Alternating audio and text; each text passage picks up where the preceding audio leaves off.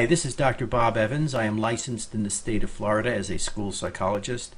I have more than 20 years experience in conducting child custody evaluations, conducting continuing legal education for attorneys and mental health professionals in the area of child custody, parent alienation, etc. So here's the issue. How do evaluator errors affect your case? What are 3 common errors that are made in custody evaluations? How can you design your trial strategy around these errors? Well, when the evaluation is wrong and the report's in your favor, here's the issue.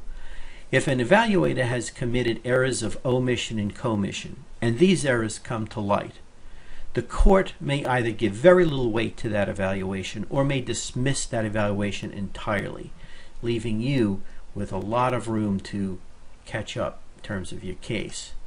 If the report's not in your favor, you have basically 2 options. Accept the report without challenge, try and negotiate a settlement as best as you can for your client. Or present the errors of omission and commission to the court and see if you can get the court to either give the report very little weight or discard it completely.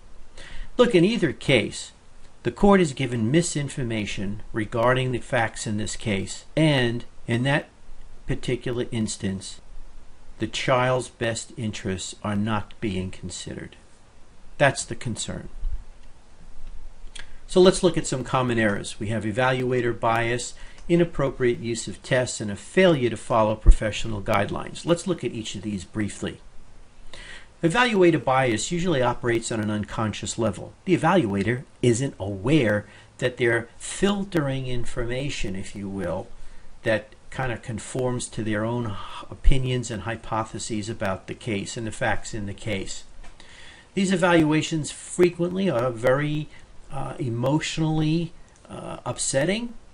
That negative emotion sometimes can trigger what we call countertransference even in the evaluator. And the evaluator is responding to issues and facts and case information that they might not even be aware of.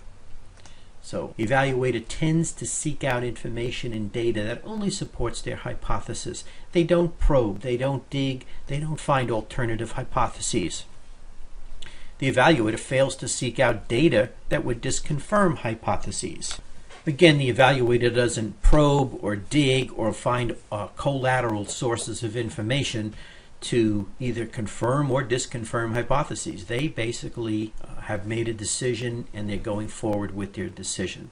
The old saying of, don't confuse me with the facts, I know what I know kind of thing. Inappropriate use of tests. Some tests evaluators use are neither reliable nor valid.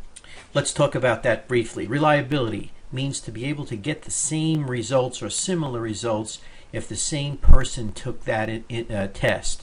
Validity simply means the test is measuring what it's supposed to measure. And in custody evaluations, parenting plan, and time-sharing evaluations, what tests are supposed to be measuring are parents' ability to parent. So the tests that some evaluators use, and in some cases it's a pretty high percentage of projective tests that are commonly used in clinical practice, would be a test, for example, the thematic apperception test, the TAT.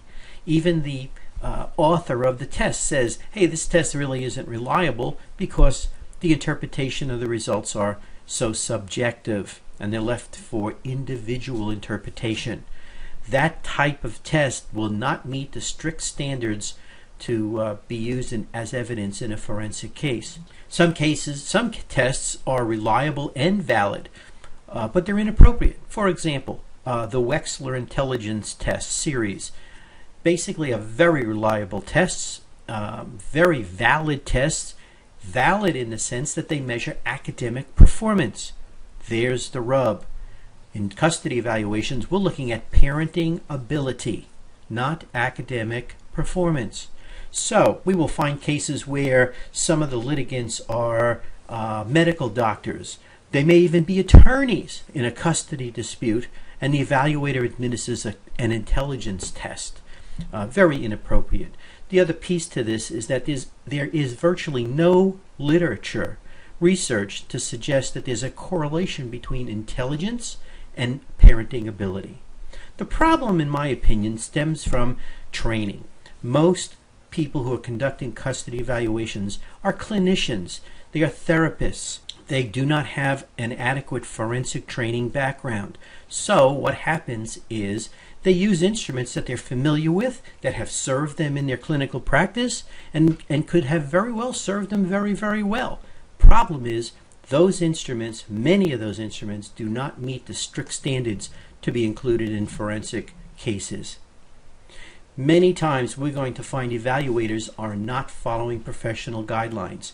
In some cases, Florida being one of them, those professional guidelines from the American Psychological Association are actually incorporated into the law.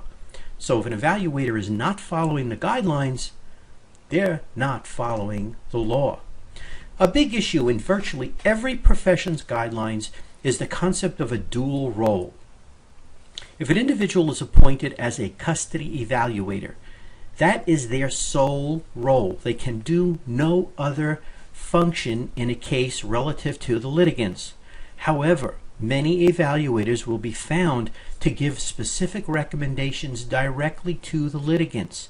Will do things like have a session regarding discipline. In one case, there was an evaluation where the evaluator actually recommended a name change for the child. Totally outside the scope of an evaluator. Many times evaluations do not conduct comprehensive interviews. They don't have comprehensive interviews of the children. They don't have comprehensive interviews of the adults. We will see as we talk about some other issues, the interviewing should be pretty much within balance of each litigant. We should be interviewing each person for about the same amount of time. But that interview should also include a probing, a digging, uncovering of other facts behind what people are telling the evaluator. Our ultimate goal is to get a comprehensive evaluation, and that means we need to use multiple sources of data collection, interviews, observations of the parents' interaction with each child, collateral sources of information, test data.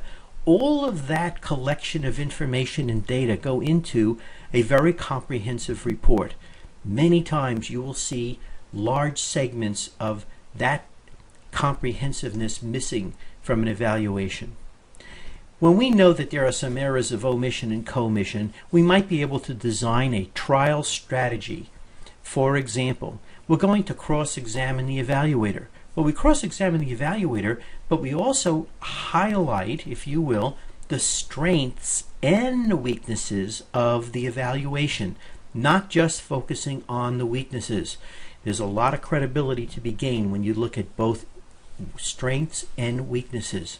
We're going to introduce hypotheses that might be contradictory to the hypotheses that the evaluator used. You could hypothesize other explanations for behaviors, other explanations for motives for behaviors, and as well as other hypotheses in terms of long-term implications for case facts that might be different from what the evaluator said. What we're looking for, okay, is to see the evaluator's flexibility and openness on the stand. And finally, you can consult with an expert who will help you document the errors of omission and commission for the court, and so the court can have a better understanding of what's happening in a case. Well, that's it for right now. This is Dr. Bob Evans signing off. I thank you for coming by and watching this presentation. Please, if you want to learn more about child custody evaluations and errors evaluators may make, please go to www.drbobevans.com. I have a lot of information for you to review, so please make that available to yourself. Also, if you have a question or you'd like to discuss a case, please feel free to give me a call. Thank you again for watching, and have a good day.